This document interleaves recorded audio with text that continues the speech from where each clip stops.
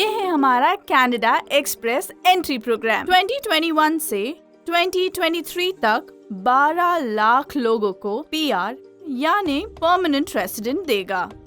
Canadian government ने 2021 में 4 लाख, 2022 में 4,11,000 और 2023 में 4,21,000 लोगों को पीआर देने का अनाउंस किया है। And let me tell you, this is a great opportunity for Indians. अगर आप कनाडा में सेटल होना चाहते हैं तो ये आपके लिए बेस्ट अपॉर्चुनिटी है। What is express entry? Express entry कोई इमिग्रेशन प्रोग्राम नहीं है, बल्कि ये इलेक्ट्रॉनिक मैनेजमेंट एप्लीकेशन सिस्टम है जो कनाडा इमिग्रेशन की प्रोसेस को आसान बनाता है और ये जनवरी 2015 में लॉन्च किया गया था। एक्सप्रेस एंट्री सिस्टम कौन कौन से इमिग्रेशन प्रोग्राम्स को संचालित करता है? Number 1, FSWP federal skilled worker programme. Number 2, FSTP federal skilled trade programme. Number 3, CECP Canadian experience class programme. Canada PR के लिए अंदाजित 100 से ज्यादा PNP इमिग्रेशन स्ट्रीम्स अवेलेबल है। Federal skilled worker programme that is FSWP में point system है। कुल 100 point से 67 पॉइंट्स क्वालिफाई होने के लिए जरूरी है। कैनेडियन एक्सप्रेस एंट्री में सिलेक्शन के लिए 6 फैक्टर्स हैं, जिनमें आपको कितने पॉइंट्स मिल सकते हैं ये मैं आपको बताती हूँ। Number 1, education 25 points. Number 2, language 28 points. Number 3, experience 15 points. Number 4, age that is 12 points. Number 5, arranged employment 10 points. Number 6, adaptability 10 points. This is total 100 points. Canada government ने एक ऐसी बॉडी बनाई है जो हमारे एजुकेशन को असेस और कंपेयर करता है। वो है ECA that is education credential assessment, जिसमें 5 सर्विस प्रोवाइडर्स हैं। Number 1, WES world education services. Number 2, CES Comparative Education Services. Number 3, ICAS International Credential Assessment Services.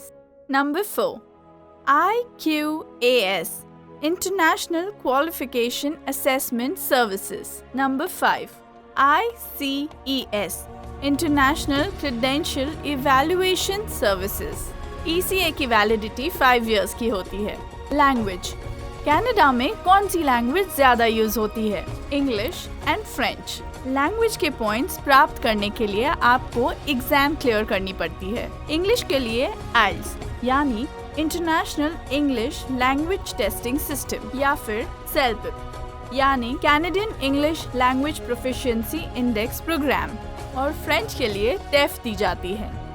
TEF यानी टेस्ट डेवल्यूशन दे फ्रांसिस। एक्सप्रेस एंट्री द्वारा पीआर के लिए कितने फंड्स की जरूरत होती है? ये पूरी तरह आपके फैमिली मेंबर्स की संख्या पर निर्भर करता है। अगर आपके फैमिली में एक मेंबर है तो आपको 12,960 कैनेडियन डॉलर्स की जरूरत होती है। अगर आपके फैमिली में 2 मेंबर्स हैं तो आपको 16,135 कैनेडियन डॉलर्स की जरूरत पड़ती है। अगर आपके फैमिली में 3 मेंबर्स हैं तो आपको 19,135 कैनेडियन डॉलर्स की जरूरत होती है। अगर आपके फैमिली में 4 मेंबर्स हैं तो आपको 24,083 कैनेडियन डॉलर्स की जरूरत होती है। अगर आपके फैमिली में 5 मेंबर्स हैं तो आपको चाहिए 27,315 कैनेडियन डॉलर्स। EOI क्या है और ये कैसे प्रोसेस किया जाता है? EOI यानी एक्सप्रेशन ऑफ इंटरेस्ट। यह एक ऐसा एप्लीकेशन सिस्टम है जिसमें कैंडिडेट को अपनी इंफॉर्मेशन सबमिट करनी पड़ती है। EOI में डिटेल्स सबमिट करने के बाद ड्रॉ में नंबर निकालने की प्रतीक्षा करते हैं। EOI की वैलिडिटी 1 साल तक सीमित है। ITA यानी इनविटेशन टू अप्लाई क्या है? ITA मिलने के बाद क्या प्रोसीजर किया जाता है? एक्सप्रेस एंट्री ड्रॉ में हाई स्कोर मिलने के बाद कैनेडियन सरकार के द्वारा पीआर के लिए सिलेक्शन होता है, जिसमें कैनेडियन सरकार को न्योता भेजते हैं, यानी कि इनविटेशन टू अप्लाई इशू होता है। इस दरमियान कैंडिडेट को पीसीसी यानी police clearance certificate, medical, bank balance, education documents, job या बिजनेस का एक्सपीरियंस सर्टिफिकेट्स आदि सबमिट करने पड़ते हैं। आईटीए की वैलिडिटी 2 मंथ्स है। आईटीए सबमिट करने के बाद 45 डेज में बायोमेट्रिक्स लेटर आता है। बायोमेट्रिक्स होने के बाद passport request mail 18 weeks to 40 weeks में आ जाता है और आखिर में वीजा स्टैंपिंग 30 डेज में हो जाता है। Timeline for express entry: IELTS and ECA 3 months, EOI that is expression of interest 2 months, ITA that's invitation to apply 2 months, biometric 1 month, passport request 9 months and printing of passport 1 month। तकरीबन 18 महीने का process होता है। Canada में 10 province और 3 territories है, जिसका minimum wages क्या है वो मैं आपको बताती हूँ। British Columbia $14.60, सस्केचुआन $11.32, new Brunswick $11.70, Quebec $13, Nova Scotia $12.65, Prince Edward island $12.85, Newfoundland and Labrador $11.65, Alberta $15, Manitoba $11.65, Ontario $14, Northwest Territories $13.46, Nunavut $13 and Yukon $13.71। Express entry में प्रायोरिटी पीआर कैसे मिलता है? नंबर 1, कैंडिडेट की एज 25 से 29 होनी चाहिए। नंबर 2, मास्टर्स डिग्री होनी चाहिए। नंबर 3 years बिजनेस और जॉब का एक्सपीरियंस होना चाहिए। नंबर 4, आइल्स की एग्जाम में लिसनिंग में 8 बैंड, रीडिंग में 7 बैंड, राइटिंग में 7 बैंड, स्पीकिंग में 7 बैंड्स ज़रूरी है। कनाडा में आप ईयरली मिनिमम कितनी इनकम जनरेट कर सकते हैं? कनाडा में प्रति घंटे के हिसाब से इनकम होती है। अगर आप $15 प्रति घंटा काम करते हैं, रोज के 10 घंटे काम करें तो एक महीने की आपकी इनकम 4500 कैनेडियन डॉलर्स हो जाती है और टैक्स देने के बाद एक साल की इनकम 44,600 कैनेडियन डॉलर्स हो जाती है, यानी कि इंडियन रुपीस में approximately 26 lakh rupees. Canadian citizenship मिलने के बाद क्या क्या लाभ होता है? कैनेडियन गवर्नमेंट द्वारा कई सारी सुविधाएं मिलती है, जैसे कि नंबर 1, कैनेडियन पासपोर्ट मिलता है। नंबर 2, 183 देशों में on arrival visa. Number 3, Canada के हर नागरिक को 65 वर्ष के बाद पेंशन मिलती है। नंबर 4, डुअल सिटीजनशिप की अपॉर्चुनिटी भी मिलती है। नंबर 5, वोट करने का अधिकार मिलता है। नंबर 6, स्टैंडर्ड 12 तक के बच्चों को फ्री एजुकेशन फैसिलिटीज मिलती है। नंबर 7, मेडिकल सेवाएं मुफ्त मिलती है। नंबर 8, कनाडा में व्यक्ति की इनकम के बेसिस पर माता पिता को बच्चे के 12 साल पूरे हो जाने तक उसके विकास के लिए हर महीने 300 से 500 कैनेडियन डॉलर्स मिलते हैं। नंबर 9, आर्मी या पुलिस फोर्स में नौकरी करने की अपॉर्चुनिटी। एंड नंबर 10, बिजनेस करने के लिए 2% के हिसाब से एनुअल लोन मिल जाता है। कैनेडियन सरकार जॉब जनरेटिंग एक्टिविटीज को बहुत सपोर्ट करती है।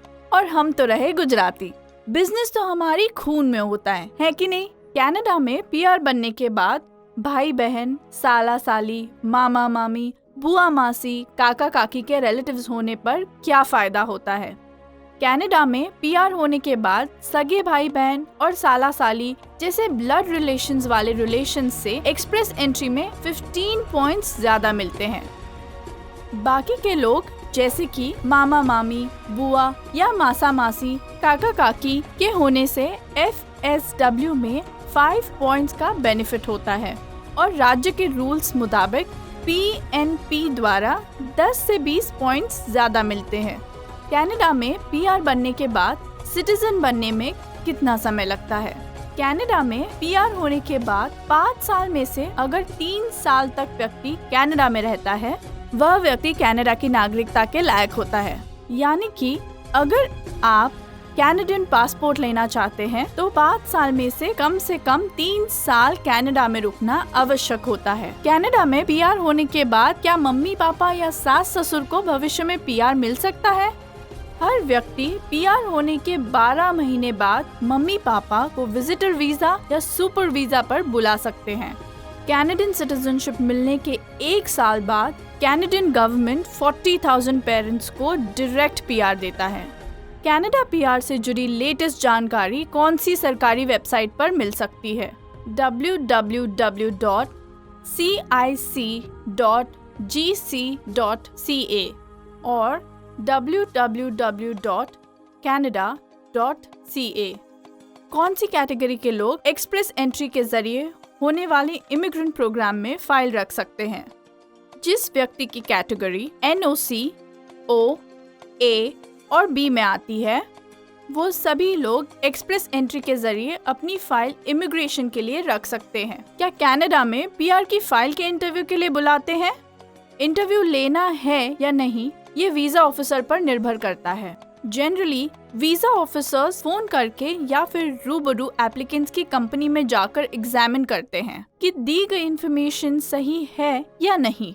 अगर कोई भी इंफॉर्मेशन डाउटफुल लगती है तो इंटरव्यू के लिए दिल्ली एम्बेसी बुलाया जाता है।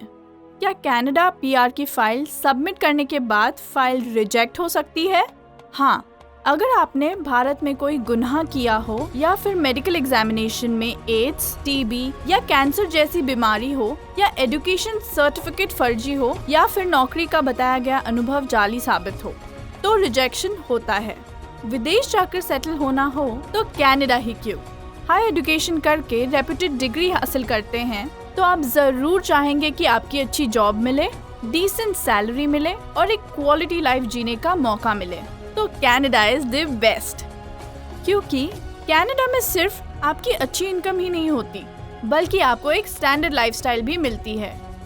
कनाडा में भ्रष्टाचार और पोल्यूशन का कोई संबंध नहीं है।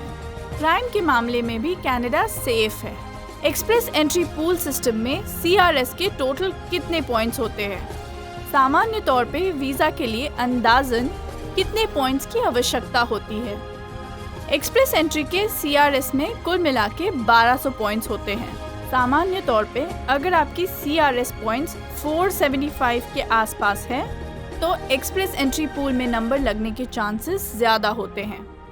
एक्सप्रेस एंट्री द्वारा इमिग्रेशन प्रोग्राम या अन्य दूसरे इमिग्रेशन प्रोग्राम में क्या अंतर है? अगर आप एक्सप्रेस एंट्री द्वारा PR लेते हैं तो कनाडा के 10 प्रोविंस में से किसी भी प्रोविंस में सेटल हो सकते हैं। अन्य इमिग्रेशन प्रोग्राम्स में प्रोग्राम से रिलेटेड प्रोविंस में कम से कम 2 साल बिताना कंपलसरी होता है। इसके अलावा एक्सप्रेस एंट्री द्वारा PR की प्रोसेस फास्ट और इजी हो जाती है। भारत की तुलना में कनाडा में कितनी पॉपुलेशन है?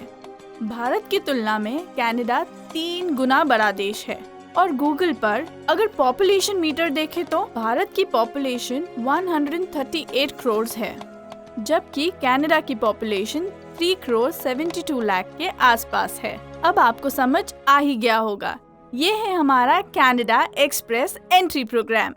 तो फोन उठाइए और कांटेक्ट कीजिए Bharat Panchal education private limited. Helpline number Unjha 9376018896, Visnagar 9824913896, Patan 9978983896, Mehsana 9099080896, Palanpur 9377711896।